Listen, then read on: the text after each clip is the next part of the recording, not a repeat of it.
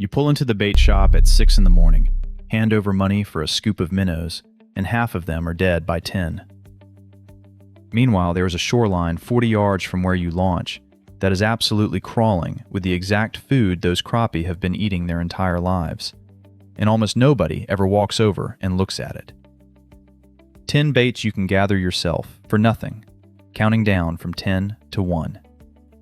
Every one of them is something crappie already eat, and most of them you can collect in 20 minutes with equipment you either own or can build. And there is a second reason to do this beyond the money, which surprises people the first time they try it. Bait you caught this morning is alive and vigorous in a way that bait which sat in a tank overnight and rode in a bucket is not. Freshness is not a small variable with live bait. It is most of the variable. And there is a third reason that only shows up after a season of doing it. Collecting bait teaches you the lake. You end up walking shorelines, turning over rocks, looking into weed beds and noticing what lives where. That knowledge feeds straight back into where you fish, and none of it comes from a bucket you bought. Stick around, because number 2 is a way to catch a bucket of shad without ever owning a cast net. And number 1 is a creature living in your lake right now that most anglers have no idea is even in there. If you fish for crappie, subscribe, because this channel is built for you. One quick thing before number 10. Free bait only matters if you know where to put it and when they feed. That whole system, the brush piles and the seasonal windows, is inside the angler's vault. First link in the description, QR code in the corner, the whole video. Now, let's get into it. First, the thing that makes all 10 of these work. A crappie is not a picky fish, and it is not a specialist. It is a voracious insectivore that also eats small fish, and its diet changes constantly depending on what is abundant in that water at that moment. Which means the single most productive bait in your lake is whatever is most common in your lake. Not the best bait in general, the most common one there. And the bait shop cannot sell you that because it is different in every body of water and it changes through the season. And you can find out what that is in about a minute on the water for free. Look at what is swimming in the shallows. Scoop the weeds. Turn a rock. Whatever comes up in quantity is what those fish have been eating, and it is a better answer than any recommendation anybody, including me, can give you from a distance. And what you find changes through the year, which is why this is a habit rather than a one-time discovery. Spring weeds hold different things than late summer weeds. After a rain, the whole shoreline changes. The lake keeps telling you what to use, and most anglers never check more than once. But before any of this, one thing you have to do first, and it is not optional. Check your state regulations on collecting live bait, because they vary enormously and they are specific. In Tennessee, a cast net can have a maximum radius of 10 feet and a mesh between 1/4 inch and 1 inch, and any trap has to be labeled with your name and address. In Florida, a minnow trap cannot exceed 24 inches long and 12 inches in diameter, with a funnel entrance no more than 1 inch across. And there is a rule that appears almost everywhere. Any game fish you catch while collecting bait must be released immediately, and in many states, specific species can never be used as bait at all. 2 minutes on your state wildlife site before you start, every time. And take those rules seriously beyond the fine, because most of them exist for a real reason. Moving live bait between waters is how invasive species and fish diseases spread, and a lot of the restrictions on transport and species are about protecting the fishery you are about to enjoy. And the safest habit is simple. Collect bait in the same water you are going to fish, and never move a bucket from one lake to another. That single rule keeps you compliant almost everywhere, and it removes the main way anglers accidentally cause real damage. Number 10. Earthworms. The most obvious one, and still the most overlooked, because people buy them, dig them from a garden, turn a compost pile, or lift any board or flat stone that has been lying on damp ground. Crappie will take a small piece of worm on a light wire hook all year, and for a kid learning to fish, there is nothing better because something always eats it. And the way to keep a supply going is to build a worm bed once and then forget about it. A container of damp soil and shredded newspaper in a shady corner fed with vegetable scraps. It maintains itself, it costs nothing to run, and you never make a bait shop trip for worms again. And a worm bed produces more than worms. Turn it over and you find grubs, larvae, and small insects that crappie eat just as readily. A compost pile is a bait factory that you feed with kitchen waste, and it never sends you an invoice. Number 9. Crickets. And there is a trick to collecting them that costs nothing and works overnight. Sprinkle sugar on a piece of stale bread or a fresh-cut potato. In the evening, set it down near a wood pile or a pile of rubble and cover the whole thing with newspaper or a flattened cardboard box. In the morning, lift the cover and scoop them up. And keeping them alive is easier than most people expect. A ventilated container with a piece of cardboard egg carton inside gives them somewhere to hide, which stops them stressing and killing each other. A slice of potato provides both food and moisture. That setup keeps crickets going for a week or more. And crickets are worth having on hand specifically because of when they work. In the heat of summer, when crappie have gone off minnows and are picking at insects in and around cover, a live cricket under a small float catches fish that will ignore everything else in your bucket. Quick thing before the rest of the list, and before number 1. If you are learning something here, hit the like button so it reaches the next angler paying for minnows that die by lunch. And point your camera at the QR code or tap the first link below. Number 8. Grasshoppers. Same family of bait, opposite schedule. Crickets come out in the evening.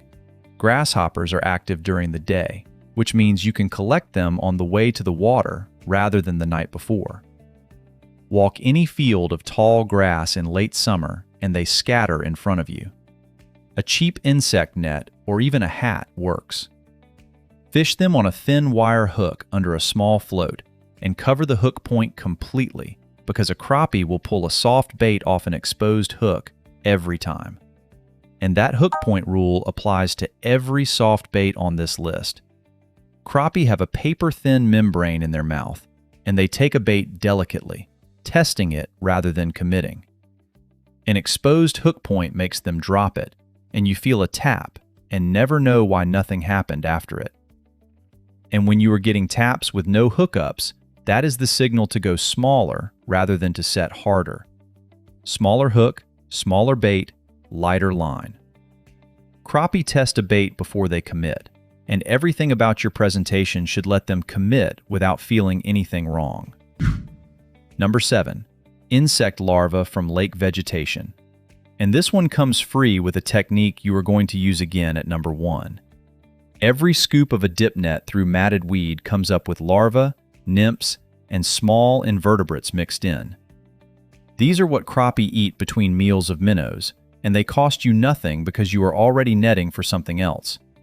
And that mix is worth paying attention to as information rather than just bait. What comes up in your net tells you what the whole food chain in that lake is running on this week. If the net is full of one thing, that is what the fish have been eating, and matching it is not guesswork anymore. And a cheap aquarium net and a white plastic tray are the two things that make this readable. Dump a scoop onto a white surface and everything alive shows up immediately against it. In a dark bucket, you see nothing and assume the net came up empty when it did not. Number 6. Leeches. Unpleasant to handle and very effective, especially in northern water. Drag a fine mesh net through shallow, weedy areas, or set a submerged container with rotting plant material or meat scraps inside and leave it.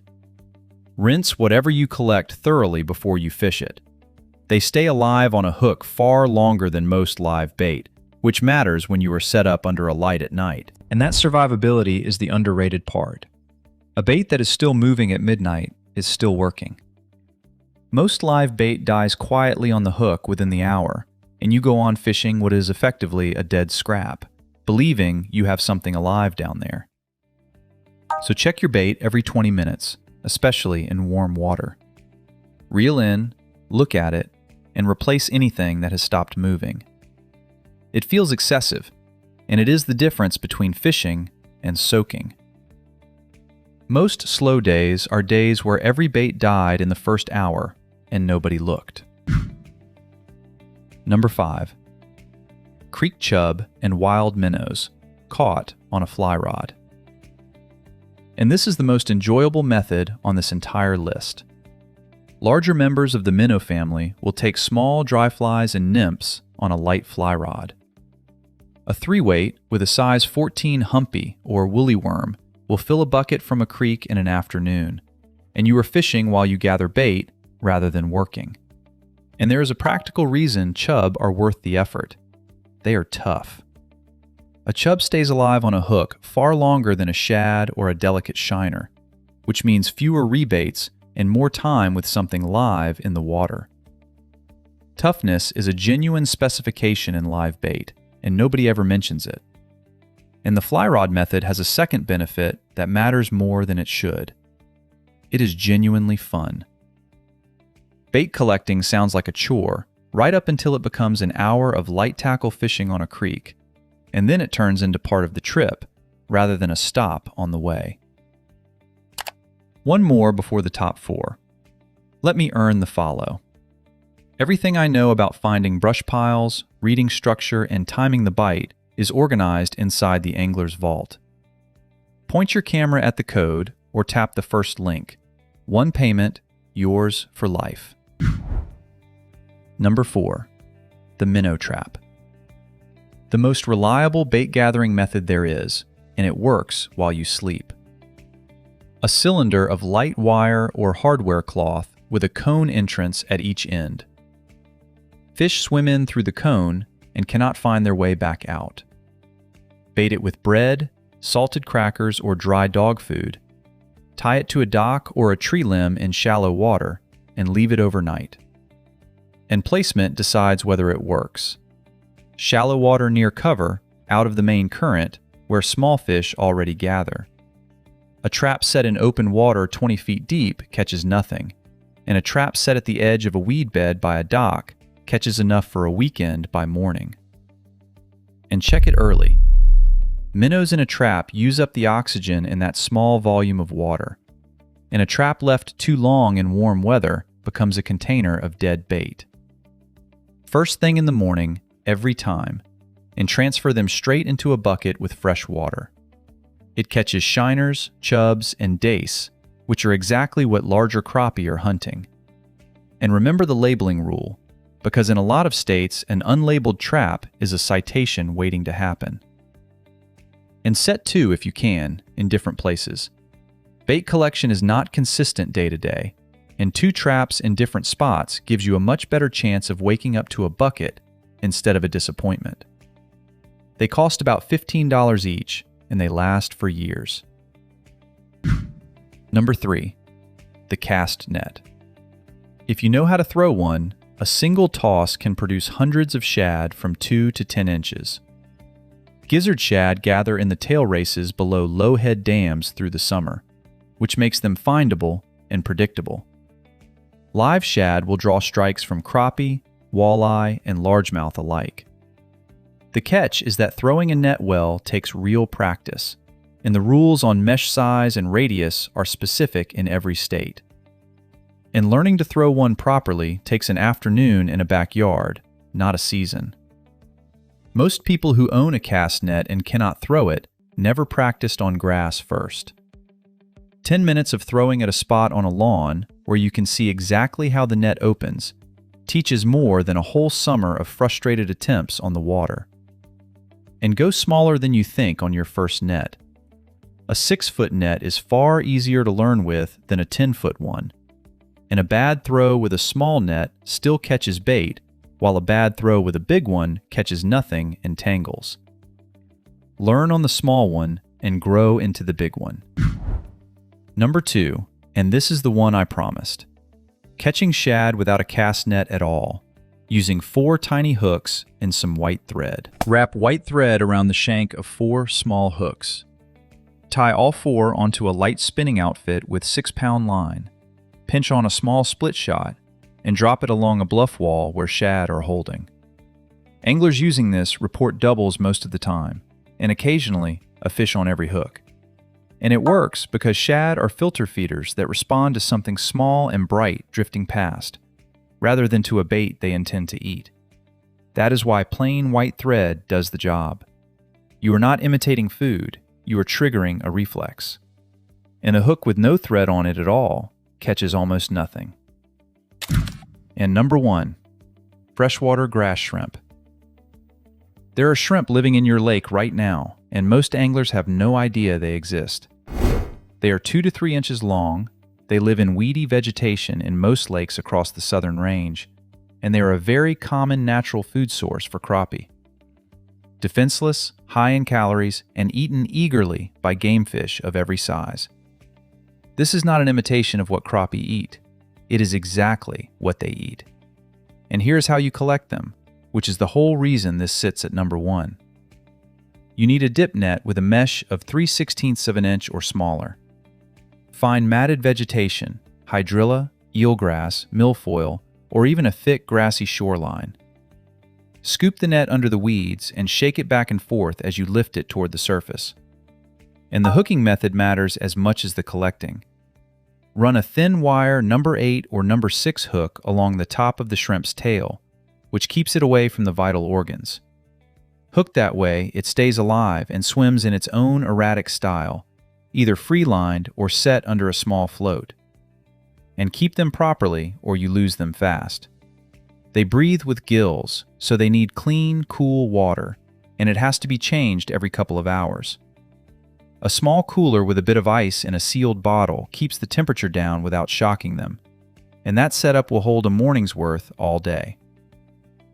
So there they are: worms, crickets, grasshoppers, aquatic larvae, leeches, creek chub on a fly rod, the minnow trap, the cast net, the thread hook rig, and grass shrimp at number 1. 10 baits, $0, and all of them already living in or near the water you fish. And the gear to do all of it comes to almost nothing. A dip net, a minnow trap, a bucket, and a small cooler. Under $50 total, bought once, and it pays for itself in about 4 trips against what a scoop of minnows costs every time you go. And before every single one of these, check your state rules. Mesh sizes, trap dimensions, which species can be collected, which can never be used as bait, and whether you can move bait between waters. Those rules are specific, they vary enormously, and they change. And here's the sentence I want you to keep. The bait shop sells you a guess about what fish eat. 20 minutes with a dip net tells you the answer. For that lake, on that day, for free. One of those is a product, and the other one is information, and only one of them ever gets better the more you do it. Everything I know about finding brush piles, reading structure, and timing the bite is inside the angler's vault. First link below, 1 payment, yours for good. Now tell me, down in the comments, have you ever caught your own bait, and what did you use? I read every single one.